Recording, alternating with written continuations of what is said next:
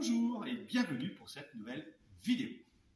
Aujourd'hui, on va travailler le Yokogiri, mais plus particulièrement le Yokogiri en contre, un petit peu comme on avait fait sur le Maigiri également. Vous êtes prêts? Allez, c'est parti!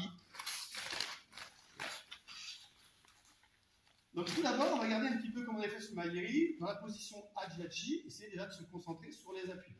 Donc la difficulté, ça va être que quand mon partenaire va attaquer le niveau visage, c'est de trouver un petit appui, mais un petit appui de manière que j'ai la distance quand même pour déplier ma jambe.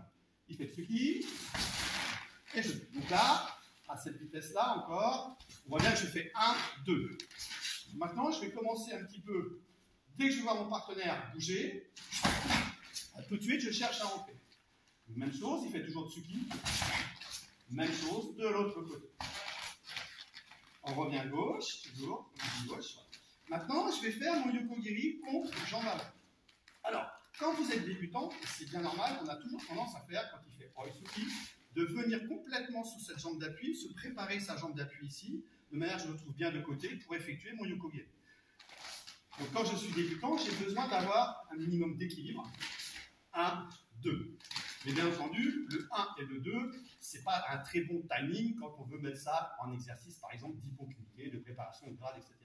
Donc ensuite, quand je suis un peu moins débutant, je vais commencer un petit peu, armé à peu près à mi-chemin. C'est-à-dire qu'on voit que ma jambe commence à venir à peu près là. On recommence. Bon, donc déjà, le temps se réduit. Et ensuite, ce qu'on va essayer de faire, c'est au moment où il veut partir, je déplie ma jambe. Et là, on sent qu'il y a le poids du corps qui vient sur la jambe, qui va le stopper.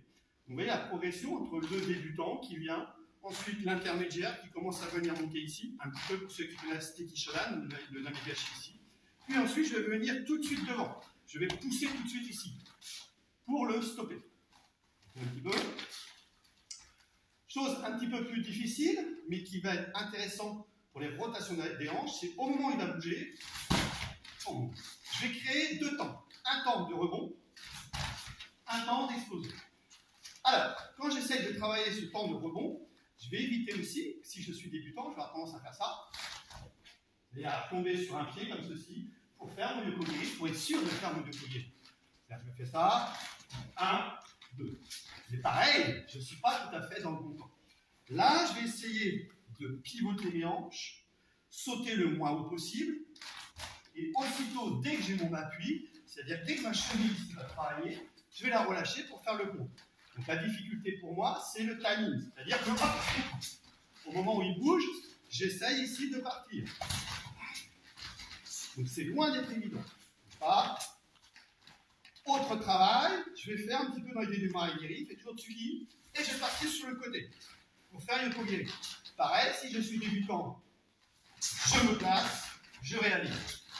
Je suis un peu moins débutant, c'est le pivot, et je relâche.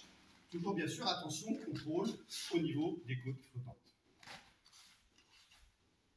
Merci. Et voilà, ce sont des petits exercices, encore une fois, qui vous permettent chez vous, ou bien avec un partenaire, de travailler, bien sûr, sur le Yokogiri. Et il y a d'autres exercices, bien entendu, en fonction de votre niveau, toujours pareil. Allez, sur ce, je vous dis à la prochaine.